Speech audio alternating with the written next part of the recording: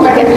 Kami ingin membahas apa itu definisi kritik sastra dan esai, perbedaan antara kritik sastra dan esai, serta hal-hal yang perlu diperhatikan dalam membuat kritik sastra serta esai.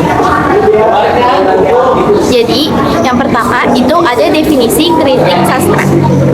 Kritik sastra itu adalah analisis karya sastra yang punya tujuan untuk mengamati atau menilai baik buruknya suatu karya. Sedangkan definisi dari esai itu adalah karangan yang berisi opini pribadi tentang topik apa saja yang sedang dibicarakan. Lalu, di sini ada perbedaan antara karya sastra, kritik sastra dengan esai. Yang pertama itu berdasarkan penilaian objektif. Dalam kritik sastra itu penulis perlu menulis kelebihan dan kekurangan dari karya sastra yang dikritiknya.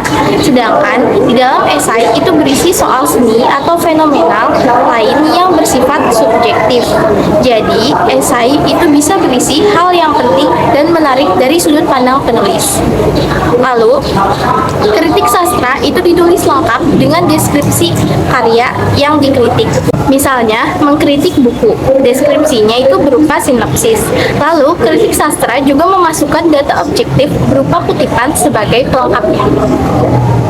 Selanjutnya, kalau esai tanpa data objektif pun tetap disebut esai karena isinya pandangan pribadi penulis. Selanjutnya, perbedaan ini juga berpengaruh pada cara penulisannya.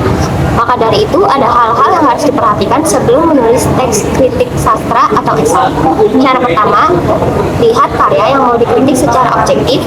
Kedua, pahami materi dan teori karya seni. Yang terakhir, bahas karya seni secara menyeluruh.